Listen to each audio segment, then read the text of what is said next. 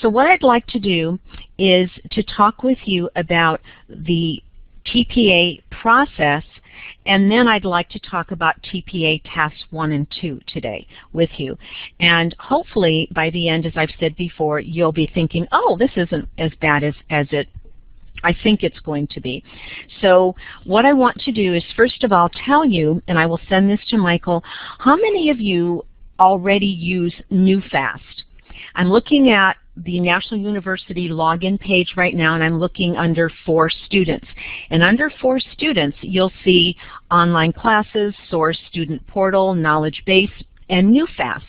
If you have not used NewFast, it is one of the few things at National University that is free.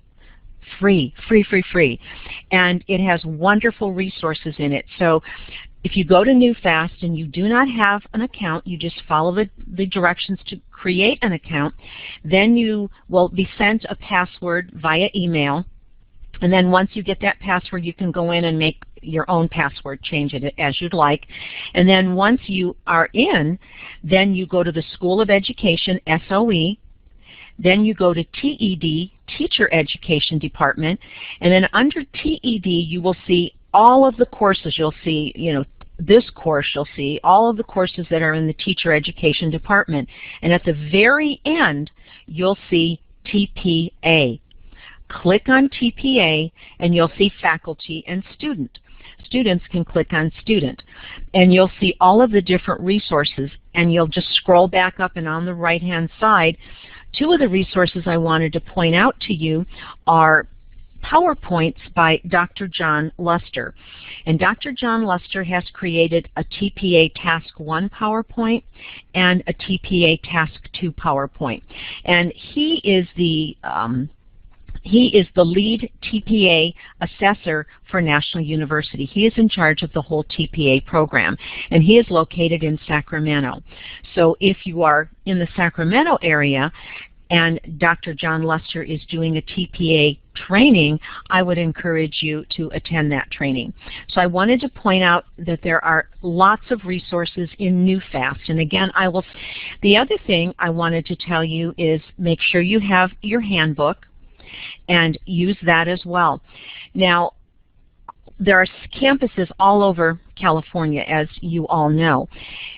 What I would do is I would find your campus that you are registered with and your advisor is there or your credential person is there, and find out who the full-time faculty is in the Teacher Education Department who is in charge of the TPAs. Because most of the campuses do have trainings. I know in San Bernardino, my colleague and I, Dr. Buva, we do TPA Task 1 and 2 trainings at least twice a year, and then I do Task 3 and 4 trainings in our student teaching seminar.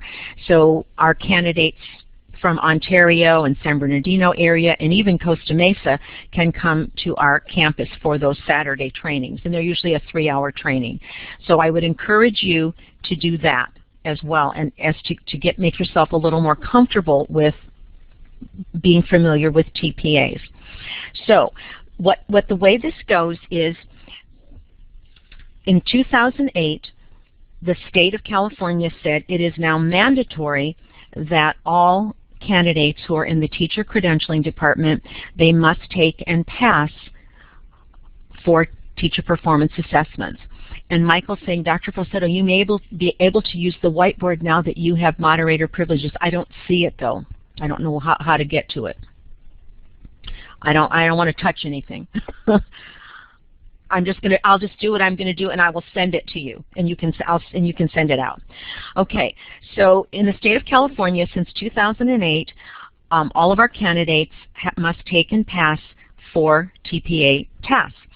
So what we've done at National University, as every university has done, is that we have built in the language, some of the same kinds of examples, the material that is representative of the 4 tasks that you have to take and pass.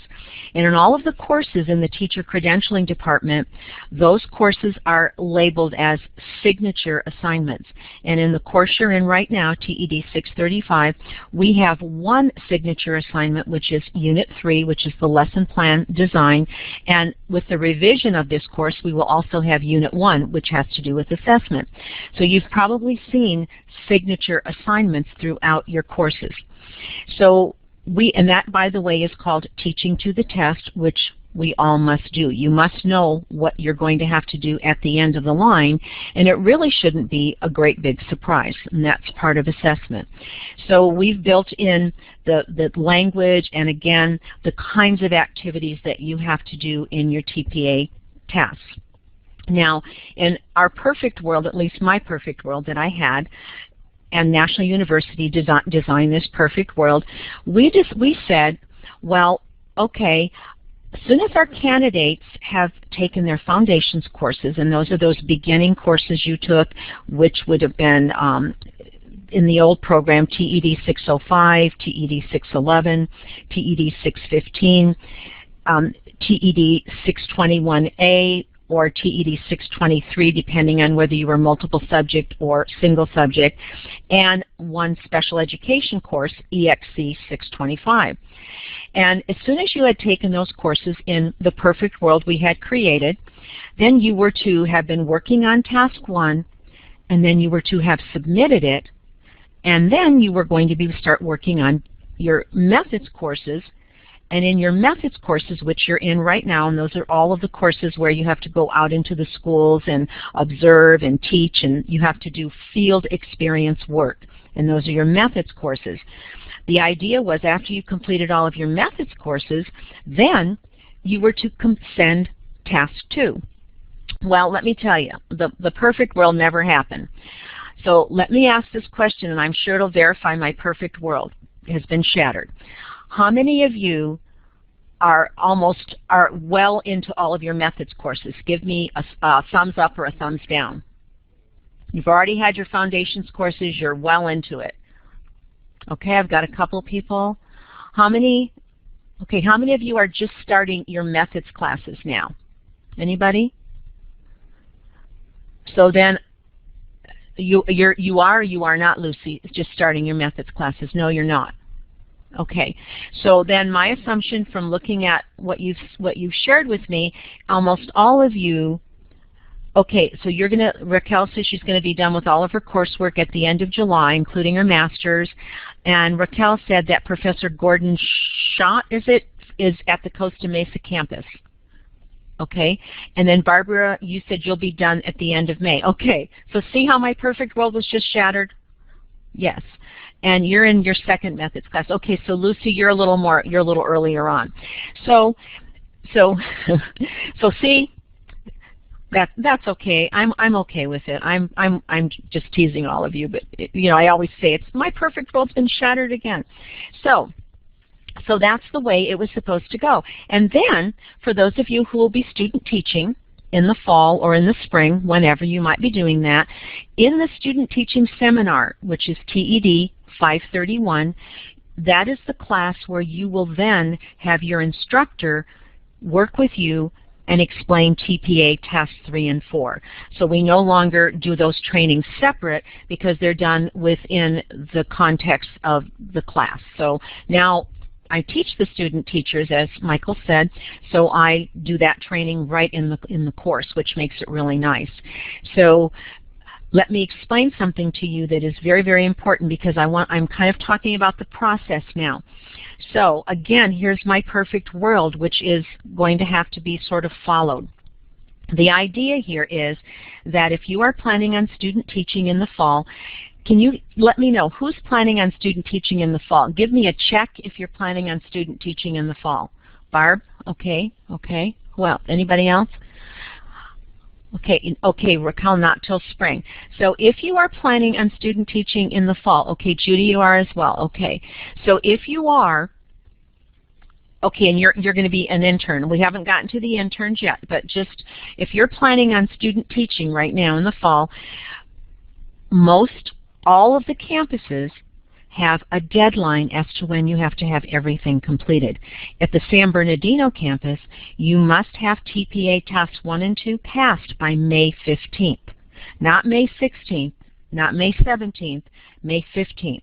And that means you have to have the RECA, because you're multiple subjects. You have to have the CSET, the RECA. You have to have all of the checks checked off and ready to go. If you are not, and you are in the San Bernardino area, you don't student teach. So what I'm telling you is, between working with me tonight, and already some of you have started, after tonight, if you haven't started, you need to do that, because you need to just do it and get going, because you don't want to wait. And also what I would suggest you do is to find out at your campus, Costa Mesa, Ontario, San Jose, wherever you are, find out when that deadline is that you have to have everything in. And the person you want to speak to is the credential program specialist and the person who's in charge of credentials. They set the timelines, and they are adamant about it, because we get into so much trouble if we let our candidates go. So okay, Raquel says for Costa Mesa, for fall, the student teaching, it's June 16th, and for spring, it's October 20th. Okay. Okay. So we've had to back ours up into May, because it's really difficult to place our student teachers out into the classroom, so we have to back it up. So if you're a San Bernardino student, then May 15th is your deadline. And as you just pointed out, Raquel, there are several different deadlines all around the state, so you need to find out what your deadline is, okay? If you are an intern and you get the internship, your situation is just a little bit different. You are not on quite as tight a deadline as to when you must complete tasks 1, 2, 3, and 4. When you're an intern, you have 8 months, which is during your internship seminar, which is designed to support you. You have 8 months to complete tasks 1, 2, 3, and 4. So that would be up to you, working in the seminar with your instructor, etc., to figure out when you're going to have that done. The bottom line for whatever you're doing is that if you want to apply for your credential, you have to have completed your student teaching requirements or the internship requirements, and for both of those requirements, you have to pass all 4 TPAs before you can go in and apply for your preliminary credential. Raquel says, oh no, I need to check then, they told me June. Okay, so what I'm seeing is that there might be some confusion, and I'm talking about student teaching now for the fall. I'm talking about student teaching. So I think what you need to do, and just from the comments I'm seeing, you need to check and make sure that you get it right from the credential program specialist. Are there any questions or comments about what I'm telling you? This is really, really, really important. Really important. How long does it usually take to complete the task? Can you guys hear me? Yes, we can. You want to know how long it usually takes to, once you submit the task, to get the results back? Yes. Okay. Would you mute your microphone and I'll talk, because there's an echo when you have it on. Okay. Now, let me talk about the process then, and thank you for leading me there. Okay, here's the process. You go in and open up TaskStream, and here's the falsetto strategy that I tell all my candidates. You go in, you open up TaskStream, and you freak out. You just freak out because you're going, oh my gosh, look at all this stuff, I'm never going to do it. So you open it up, you freak out, and you close it. And then you go walk your dog, do whatever, go to the gym, whatever. Then you go back the next day, and you open it up again, and then you do it section by section. Because if you try to look at the whole thing, you won't do well. I don't know anybody who does well. I wouldn't do well. So the important thing is, when you go in to get your task, you're all multiple subject, so you will get a task that might be appropriate for a first grade, especially when I haven't talked about the tasks yet, but you'll get a task that has a grade level and a subject area, and you're going to be told and what you need to do. And then your job is to do it. Now, once you have worked on your task, let me back up. When you open up your task, you're going to see an honor code in there. And I know those of you who are in the school district, and I know, Michael, you are, the STAR assessment system has an honor code where folks have to sign in and out. There's a lot of security. Well, for this process, we have what we call an honor code that you have to sign. And that means that you will not have anybody help you with your task. And by helping you, I mean you will not say to me, well, Nancy, what do you think about this idea? Or, Michael, what do you think about this idea? Or, how could I word that? Or, what should I do? We're not allowed to tell you that. I can give you answers to the process. I can help you with clarifying directions, but I cannot help you with your thinking about what you need to do. And you shouldn't have your grandmother or your aunt or your favorite best friend who's a teacher help you either. Okay, and you're on your honor. Nobody goes in there to look at your task. I don't go in. Nobody goes in while you're working on your task. Okay, so it's up to you to work on your task. When you're ready to submit your task, you push that Minuteman silo button. You kind of go, oh my gosh, it's gone, it's gone. It goes to a central person at National University. And then there are all these trained assessors, and I'm one of them. But I'm not assessing officially. I only went through the grueling training so that I would know what you have to do and I could do the trainings, but I do not assess. But we have folks who have gone through the grueling training, they are calibrated, and they are sitting at their computer, I think night and day, waiting for a task.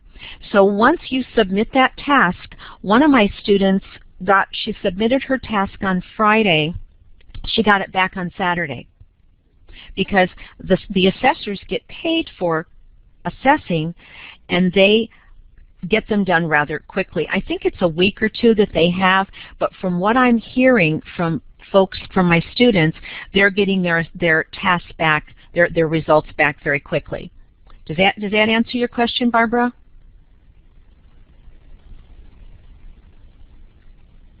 You can talk. I think, was it Barbara that asked me that, I think? I think something's wrong with her mic, but she could send a text. Yeah, you can type. Does that answer I wanted to just make sure you understood the process.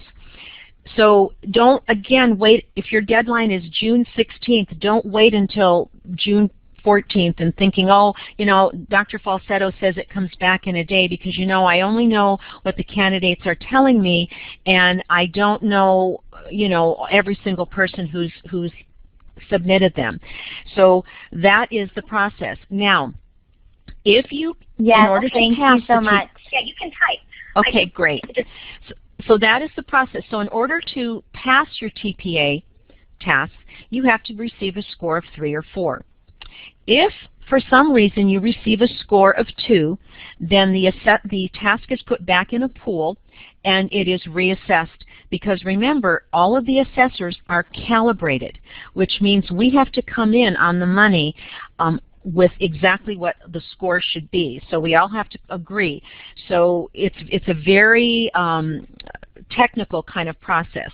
So if you don't pass the first time, you have actually 3 times to take each task.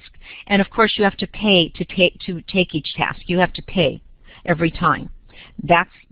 And you have to pay to open a TaskStream account as well. And you have to pay to submit your task. So if it takes 3 times, then you pay 3 times. However, we have a wonderful support system with our TPAs, and I have sitting in front of me data from December of 2011. I don't have anything more recent than that from our data division regarding how our candidates are doing. And it looks like in July of 2010 to June of 2011, we had 98% of our candidates passed Task 1, 93% of our candidates passed Task 2, the first time I'm talking, first time, and 94% of our candidates first time passed Task 3, and 94% of our candidates passed Task 4 the first time. The second time, we had some lower percentages and some higher, but the third time, everybody passed. So usually, from this data, we actually do a pretty good job of making sure that our candidates receive some sort of remediation and can go on and do it. So we have a pretty good track record. But we do have a really good percentage, high percentage of candidates who pass these tasks. And one of the reasons for that is we incorporate all of the material in our courses, so when you actually see the task, you go, oh, okay, I've had to do this lesson plan formatting. Oh, I've had to do this rationale. So it's not foreign to you. So I think that is one of the reasons. Okay, so you have the process. Are there any questions on the process? Anybody have any questions on the process? No? Does that make sense? Is that clear? Give me a thumbs up if that makes sense to you, if everybody's okay in understanding that. Or a smiley face. Okay. A thumbs up or a smiley face or a check. Give me something. Great. Okay. So we're okay with that. Now, what I want to do is go into the tasks with you. So, task 1. Now, great, thank you, Raquel. Okay, task 1, and I have my handy handbook open in front of me here. Task 1 is subject-specific pedagogy.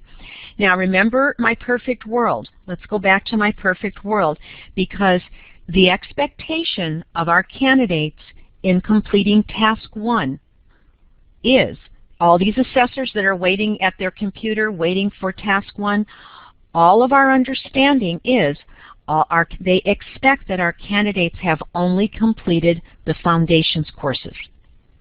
That's the expectation. So if some of you are almost finished with your methods courses, like you shared with me earlier, you're way beyond the foundations classes. So don't overthink task 1. And it is not heresy to get your work out from your foundations courses and have it in front of you to refer to and jog your memory about task 1, because that's the whole idea. Go back to TED 605 or TED 611 or TED 615 or TED 621A, which was your language class. Go back and look at that. There's nothing wrong with that. That is not illegal at all, because all the things we've been doing with you all along are designed to prepare you to pass this class. Okay? Good point. Thank you, Raquel. Yeah, that is a good point, because we find that our candidates come into my training and their eyes are glazed and their heads are ready to turn around and they're just freaking out. And it's like, well, wait a minute, let's think this through.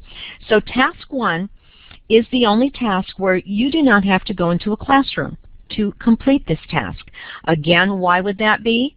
Because the expectation is you've only begun your foundations courses and you have not had a lot of opportunity to be out in the classroom. So that's the reason. So with that expectation, for task 1, I'm going to tell you what it is. So if you look in the handbook, you're going to be given 4 cases. You're going to have 4 case studies to respond to. And all of the case studies, they're going to have scenarios described for you. So you don't have to come up with anything. Everything is going to be laid out for you in all 4 case scenarios. The first case study scenario has to do with subject-specific and developmentally appropriate pedagogy. The second case study has to do with assessment, and this whole course that you're in right now has had assessment laced throughout it because there is so much assessment in our TPA tests. That's why we have done that. Oh, does it seem similar to the RECA? Yeah, exactly. Okay, and case study 3 has to do with subject-specific pedagogy for English language learners. And case study 4 has to do with subject-specific Pedagogy for Students with Special Needs. Throughout the course you have, we have been talking about students with unique needs to include English language learners, students with special needs, and to include the gifted and the talented. So you have been asked all through this course to look at those populations. So when I'm talking about task 2, or even task 1, any ideas that you get from that, you certainly can apply them to the answers that you have. Okay? So you're going to be given a scenario, and then you're going to respond to the questions that are asked about each scenario. Okay? And when you open up, I actually do have a sort of a sample task with me, but it's from 2008, and I think some of the tasks have changed a little bit, but not a lot. They're still the same format. So the case study I have in front of me is a single subject social studies sample of an actual student's case, and of course yours will all be multiple subject. When you go in, you will go in. Barbara says, usually how long are the responses? Well, the responses are as long as they need to be. Have any of you ever seen the YouTube video clip of the teenage Miss South Carolina? Has anybody ever seen her? That poor thing. She was asked, why do students in the United States need maps? Have you seen that? That poor thing, and I show it in my TPA trainings because it's a perfect example of not answering the question. She talks about Osama bin Laden and people in Africa. Has nothing to do with the task. So what you need to do is not worry about how many words you're using, but you need to be worrying about what you're saying. You need to answer the question clearly and succinctly. Okay?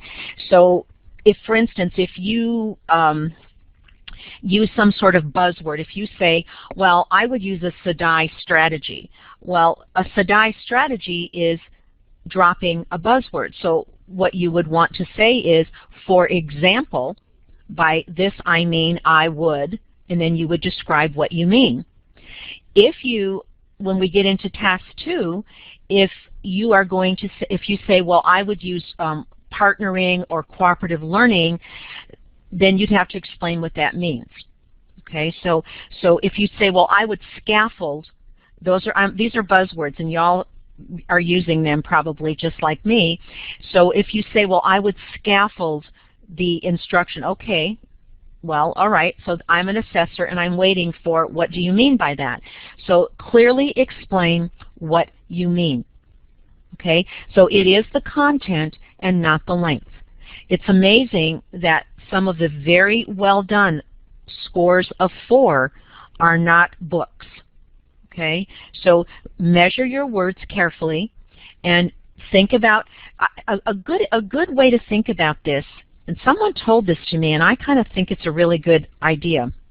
When you're writing your tasks, imagine that your grandmother who's never been in school, well, that's probably not good. I mean, all grandmothers have been in school. She hasn't been in school for 50 years, okay, because I'm a grandmother and I'm still in school. Imagine that somebody from another planet or another, somebody who has no idea about education is reading it. And make sure you explain it clearly, because you're not necessarily, just because you're talking to a group of educators, you're not going to get a passing score if you don't explain your thinking. So it's really important to explain your thinking and write as if you're writing to your grandmother who has no idea what you're talking about. Okay? Does that help? Make sense? Does that make sense? You want to give me a thumbs up or a thumbs down? Yay. Okay. So task 1, and some of my candidates say, but Dr. Falsetto, you know, it's so repetitive and the questions are so repetitive. Yes, they are, and Merry Christmas. Just keep answering them, you know, just keep answering them. And do not say not applicable. Do not write N/A. So do not do that, because those are ones, and believe me, when I read ones, it was like they were barely breathing and they put their name on the paper, no explanation, very, very, very poor. If you come up with a strategy for an English language learner or an answer that applies to an English language learner, there's nothing wrong with also using the same strategy for a special needs learner, but explain your thinking. Don't just cut and paste. Okay? What I've seen in the past is just, okay, here's the exact wording for the English language, and then they just copied and pasted and then put this exact same thing. So what you need to do is, again, explain your thinking. Although this would be an excellent strategy for English language learners, I also feel it is very appropriate for special needs learners, because blah, blah, blah. Does that make sense? Okay. Yes, Veronica says, knowing who the audience is you are writing to helps a lot. Thank you. You are writing to educators. You are writing to people who are trained educators in the field. However, you still have to explain your thinking to them. They all know the buzzwords, but you have to, and you've seen papers, I'm sure, where I've read papers that are like 4 pages of nothing, and they have not made any point. It's just not clear, not succinct. They've said nothing. So say something and make it clear, okay? Because they all know what school is about. Okay, Raquel says, good question, Barbara. I would like to know that too. She says, should we use references or everything in our own words? You know, this is not a research paper. It is not required. It's an APA format. So if you do use a reference, that would be fine, you know, but do not make it a research paper, and do not give some theory. Do not say according to EB blah blah blah. Do not say according to Harry Wong, and then quote a bunch of stuff. This is about you now and what you're going to do, okay? And it does not have to be APA format. Okay? Does that make sense? Just use your good judgment with that. And here's the other thing that I have to tell you that I just hate to say this to you, because I know, Michael, you're going to die when you hear this, but we are not allowed as assessors to mark you down for poor spelling and grammar and punctuation. Yikes. How about that? And as some happiness and some sadness. Michael's sad, and somebody's, Barbara, you can't be happy. I know, wow is the word, Heather. Wow is right. I know. So we have to get past our biases, and you're going to be a teacher. I just don't get it, but, you know, I'm not the CTC. I didn't do it. I'm just the messenger. And I don't like telling you that, but we do tell you that. So, but do try to present yourself well. I would be embarrassed if I didn't do that. We work so hard in all of our classes with APA format, and we make it so much of part of what we do, and then not to be able to count you down. It's just chalk. I know, yikes is right. That's my word. Yikes. Yeah, but we need to spell and have appropriate grammar for teaching, yes. And you can't just let it just all go, because if we don't understand what you're saying, you're going to be marked down. I mean, it has to make sense. So it's just that when we see something that is not grammatically correct, or the punctuation, oh, we can't do anything. And they really had to work hard with all of us too, so it was hard for me. But yikes is probably a really good word with that. Okay, so task 1, again, you're going to respond to each scenario, and you're going to look it over, and again, you may use your work from your other classes. Now, if you're looking for, and also in this handbook, toward the end of Chapter 3, you're going to see a set of rubrics, and these rubrics are used, of course, in the scoring, and you're going to see what a score of level 4, the language that is used. You're going to see the score of level of 3, and you're going to see the score of 2 and the score of 1. So we're looking for, this is what we're looking for a level 4, that there's a preponderance of evidence provided for each of the following domains. It's appropriate, relevant, accurate, and clear or detailed. Evidence is purposefully connected and reinforced across the response. In other words, when I'm reading your response, if I were your reader, I would be able to go through it smoothly and it would all make sense to me. I wouldn't, if I have to go, oh, what did she say in page 1? Oh, I got to shuffle back and oh my goodness, that's not good because that means it's not purposefully connected. It's disjointed, so it needs to flow and be smooth. And in the assignments you have in this class, they're designed to be so that you do them smoothly and sequentially. And that's what we're working toward when you do your work. Michael, you're saying appropriate? Yes. In other words, there is each scorer has what we call a record of evidence, and it's that piece of paper where they have to make all their comments. So the first thing they do is they go through and they get just the facts, please. Then they go back and then they link the facts, they kind of interpret the facts, and what they're looking for are, so when a level 4 is done, the words that should be used the most often by the assessor are appropriate, relevant, accurate, and clear or detailed, purposely connected, and reinforced across the response. So those are the kinds of words they're looking for with a score of 4. And all the pieces fit together. Okay? And of course, when I'm talking about a developmentally appropriate lesson, I'm talking about what the standards say. And the other piece that we're looking at, well, I'll talk about task 2 because I want to get past task 1, and there's some things to line up there. Now, a level 3, the kind of words that we're looking, you'll see, and if you score a 3 on a task, which is still passing, is that at the top, let me go back to level 4. The response provides evidence that clearly, consistently, and convincingly demonstrates the teacher candidate's ability to plan a developmentally appropriate lesson.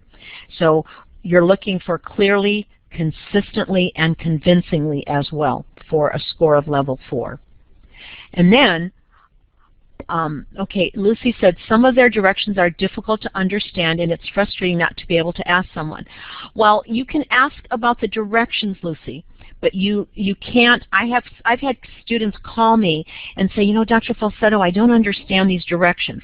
So we can help with directions, but we can't help you, you know, in your thinking. Okay? In regards to your scores, do school districts have public access to them? No, they do not. No, they do not. You may share your scores with the school district if you'd like.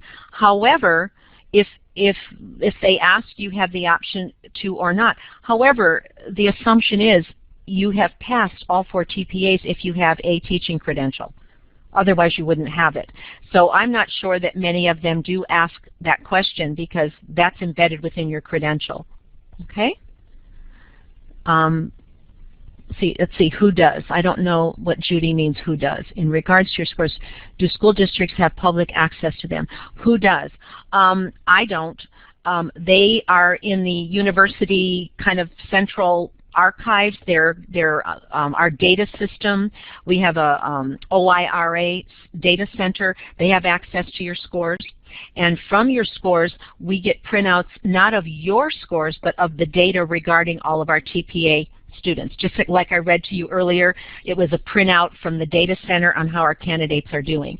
So we keep the data in a central location, and we also keep it, it's also used for in our Office of Research, whatever that's called.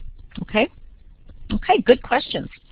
Okay, back to level 3, score, words that, so the word that most will often come through will be clearly. The response provides evidence that clearly demonstrates the teacher's candidate to select blah, blah, blah. And then the preponderance of evidence provided for the following domains is appropriate, that word again, relevant, same word as above, or accurate. And of course, clear or detailed is missing. Evidence is connected across the response. And what is missing in this description is purposefully connected. So there are some words that are just missing. But if you score a level 3 or a 4, yay, you've passed and you can move right on. So that's your goal. So some of our candidates are like, you know, Dr. Falsetto, I got a 3, and I'm like, let it go, babe. You're good. Let it go. A 3 is okay. Just try harder next time. But, you know, I know you're also stressed. You have a lot of work to do, a lot of things on your plate. So don't beat yourself up and don't just strive for that perfection. Just be calm and be sensible and listen to the voice of reason within your little self, because it's really important. What is the highest score you can receive? It's a 4. It's scored 4 is the highest, then a 3. A 2 and a 1 are not passing. If you again score a 2, it is put back into the pool of scoring, and it is given out to a third person to score. If that comes back a 2 as well, then we set up a remediation program for you or an assistance program for you, and then you go ahead and pay more money and you can take the task again. Okay? So, Barbara, do you have to pass task 1 to take task 2, or can you turn them all in at once? No, you need to pass task 1 first, and then you need to work on task 2. You need to first do task 1, then work on task 2. Okay? Okay, good questions, really good questions. Okay, are there any questions about anything? I know you're asking wonderful questions. Are there any additional questions that you have about what I've said so far about task 1 and about the rubric and about scoring and about not freaking out? Does that make more sense? Does it make sense to you now? Yes? Okay, good, good. Okay, so let's move on then to task 2, and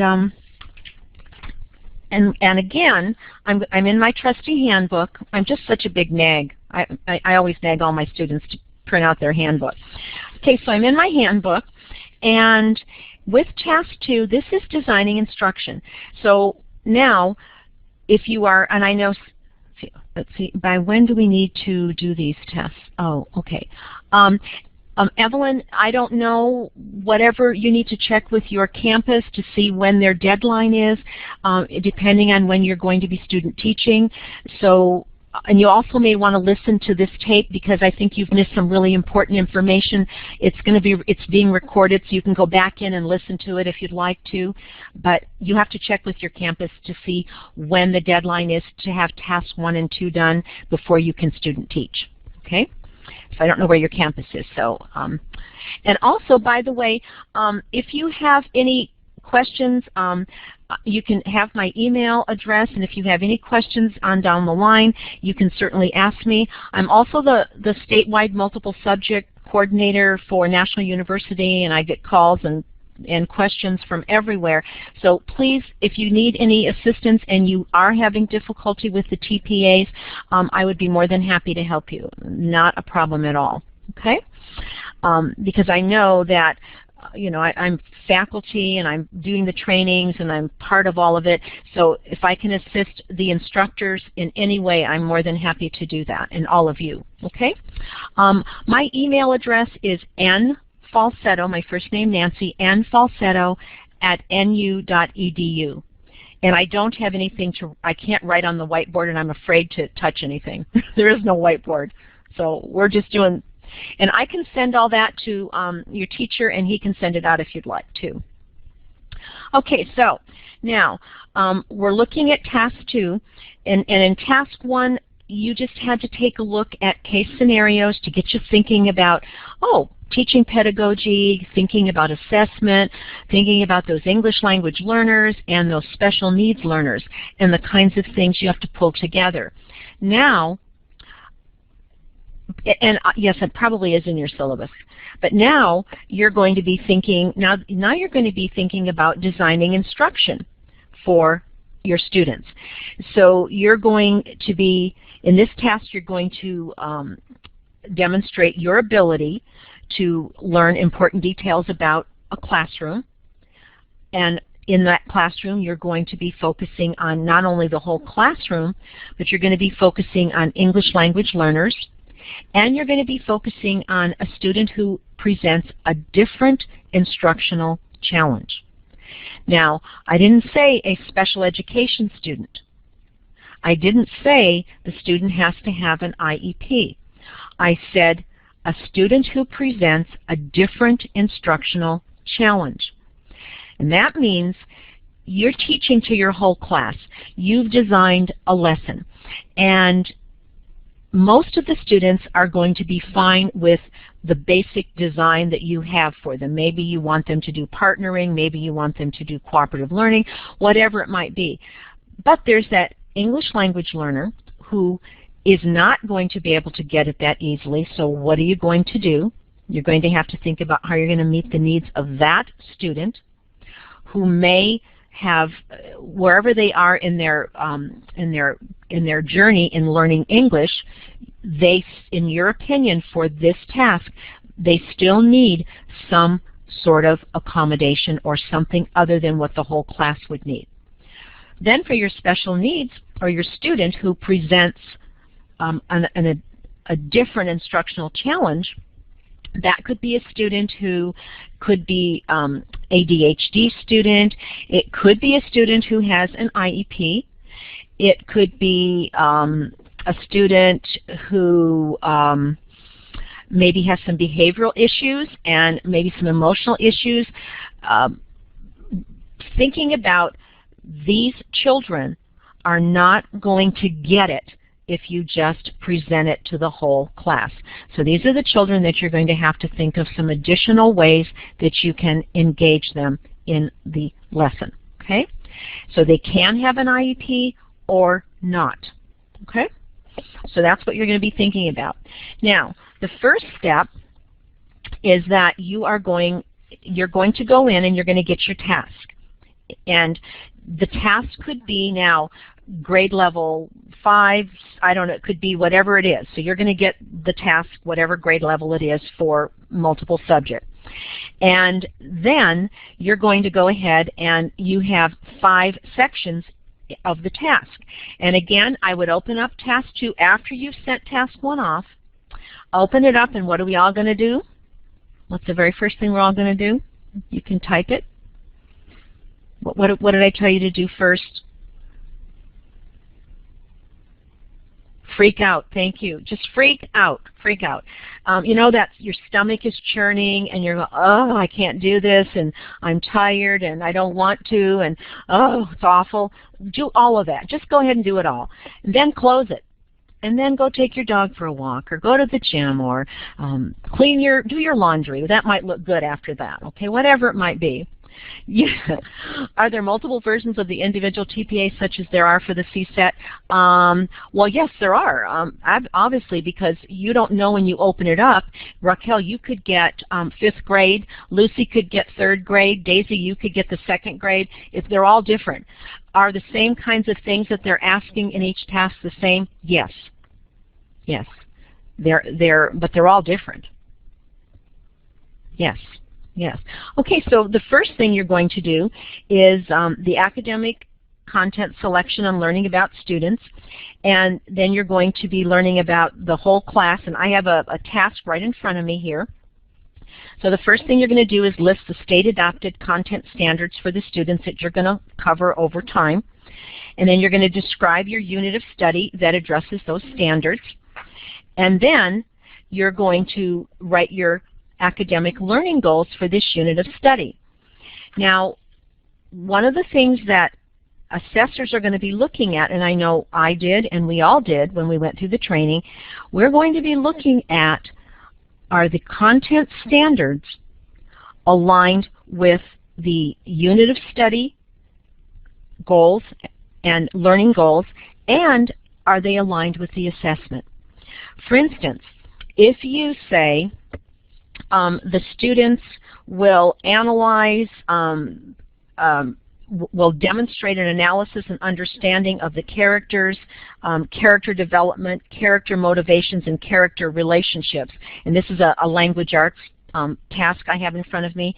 If that is one of their learning goals and your assessment is multiple choice, does your assessment line up with your standards and your learning goals? Give me a thumbs up, or if it does, a thumbs down if it doesn't.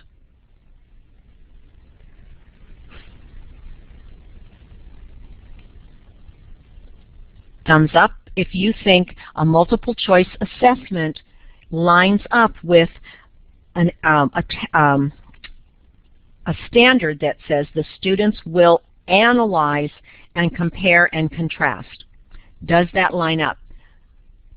That would be a no. It does not. Okay, good. No.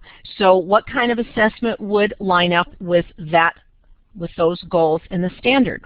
What would you have to do in order for you? Anybody? You can type if you want. Yes, thank you, Lucy. A writing assignment, absolutely. So can we get the California standards from the Department of Education for the task? Yes, ma'am. Yes, you can.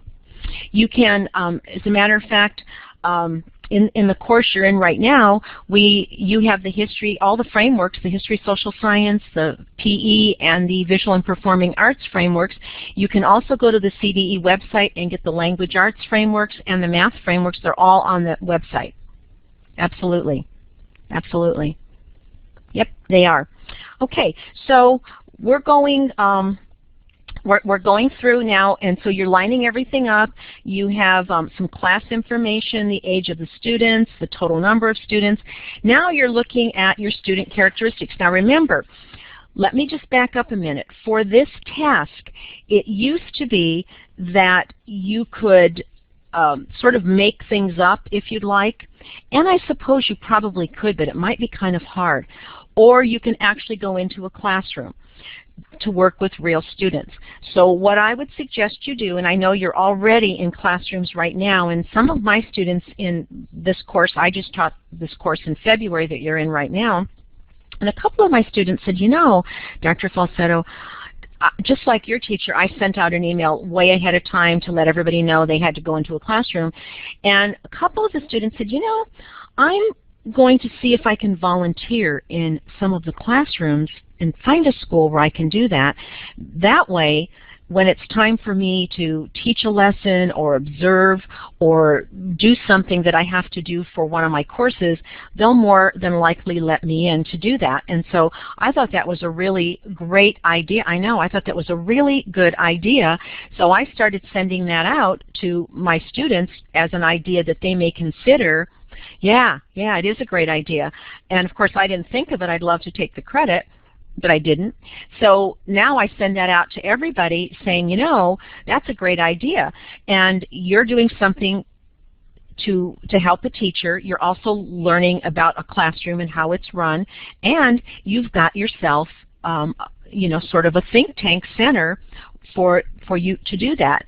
So Raquel says, if you already work in a district, it's easier as well. Oh, yes, yes. Well, you know, also with your children, and I know many of you work, and I know you might be thinking, well, I can't do that.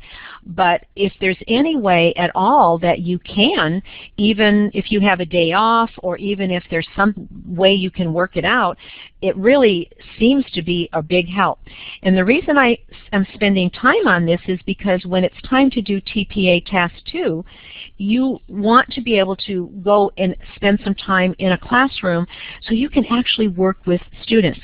For instance, the students that you had to the class this week, as a matter of fact, you're doing the co-teaching or the teaching in a classroom for Unit 3, and if you get into that classroom and you're actually using, you know, working with that teacher, you have some student data, and obviously you're not taking names and numbers and you're not going to post the data, but it would give you some working material to use for TPA Task 2. Okay? Raquel says, that was fun, nerve-wracking but fun. I know, but you know what? I love reading the lessons that come out of that, and it's just amazing what the things that you all do, and I am so appreciative of all the work that you do, and it's so much fun to, you know, like you're saying, that I was a nervous wreck, but it was I love it when you guys do that. And we do know it's getting harder and harder for you to get into a class. We do know that. And we actually have a committee at National working on options and ideas for our candidates so that they don't have to beg and plead to get into a classroom. So we do know that, but we all appreciate all of your efforts in doing that, and everybody does a great job, so I'm thrilled. But at any rate, I'm segueing a little bit into that so that you will maybe open up your thinking to, oh, well, I can, start volunteering or use the classroom I've already formed an established relationship with, and maybe then I can work with my TPA test too. Just a thought.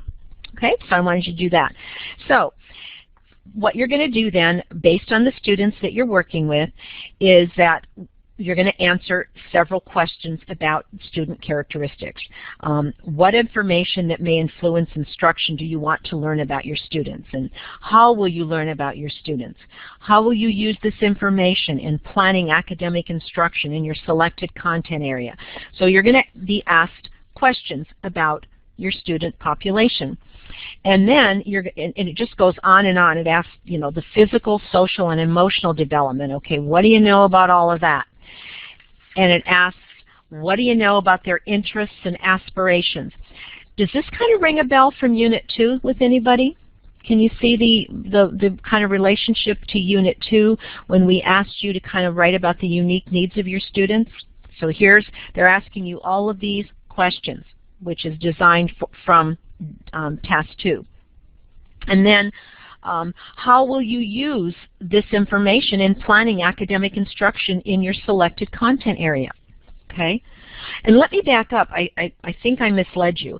When you go into Task 2, you're going to be given, I believe, a grade level, but you're going to tell them what you want to do. So if it's whatever subject it is that you want to do, so you're going to be telling them that, and you're going to be putting that in, but it will be a multiple subject.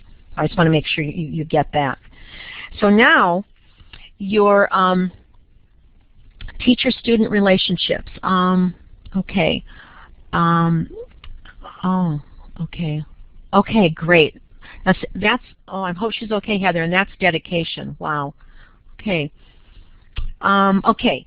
So, and it goes into student-teacher relationships.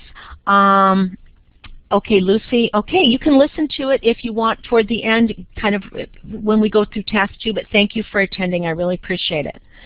So then they ask you all about the English, and it is past our time, so I appreciate you hanging with me. I will complete Task 2, and then you'll have it to listen to. So this next step is learning about your two focus students, and one is your English language learner that you are going to select, and they ask you, why did you select this student? And they ask you several questions about that, and you're not going to do NA or not applicable for any answer. You're going to answer each question clearly and succinctly. Yes. Okay. Okay. And then you're going to be asked about a student who presents a different instructional challenge, and that could be, why did you select this student? And for this one, he's a behavioral challenge. He talks out. He does not do in-class assignments or homework and is generally disruptive. He doesn't have an IEP. He's just a behavior problem. So this child needs something different than the regular class. Okay? Okay, and then we move on to the next section about planning for academic instruction for the whole class. And then you get to choose at what point in the sequence of the unit in this lesson are you going to be focusing.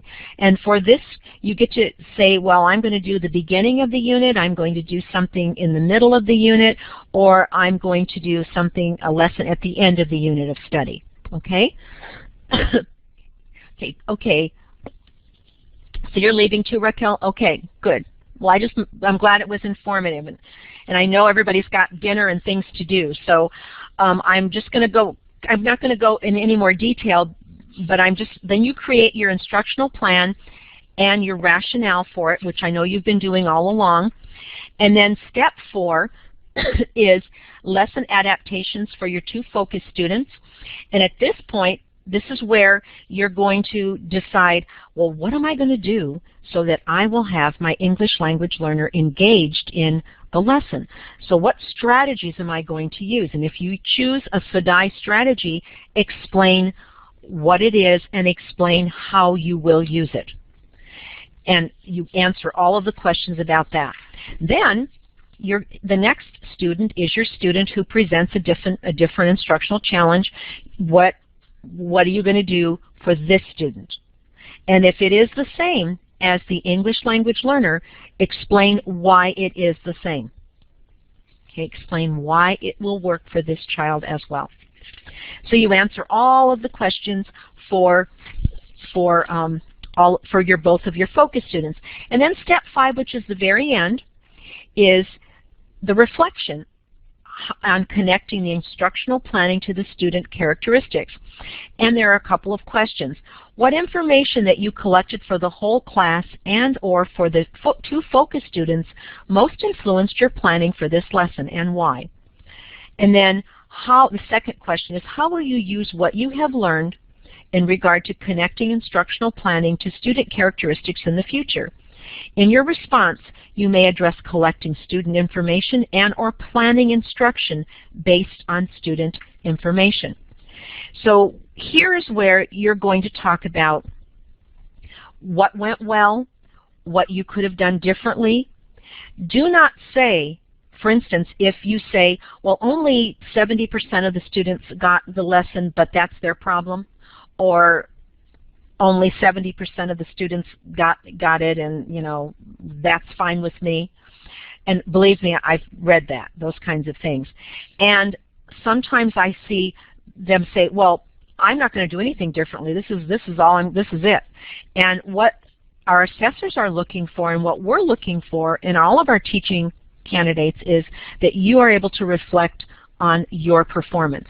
And you should always, always, always have did you do well and what could you improve. And if students aren't getting it, what are you going to do to make sure they are getting it? It isn't okay to have 30% of the students not get it. And so the assessors are looking at this and thinking, well, no, wait, that's not okay. And so you're going to talk about how the students did. You're going to talk about what you should have done differently, what really worked well, what you're going to change next time. And that is the piece that is really important in this piece in this task as well. Okay, and I know I've taken you over time. Are there any questions about task 2? Because I'm not going to go into any more detail. I think you've got the picture. I've given you some tips. I think that you've got a better idea than when you came of what kinds of things you should be looking at and doing. Now, there's nothing wrong with going in and looking at task 2 as well as task 1, if you can take it, if your heart can take it. And remember, when you're doing task 2, you should have out on your table, there's nothing wrong with having on your desk at home, your courses that you've had, your methods courses. And for multiple subject, those methods courses would be this one, of course, and it would be TED 621B. It would be TED 620. Now these are our old courses, and I better not do this because we've changed the names and numbers of our courses. But all of the methods courses that you have to go out into the classroom and actually observe or meet with the teacher or teach, those are the classes that you want to have out, because those are the classes you can refer to when you're gathering your thoughts for task 2. And this course is one that you should definitely have out, because the things that you are doing in this course are directly relevant for task 2, and they're designed for that. And I'm sure when you've heard me just now, we use the same language in this course as we do in the task.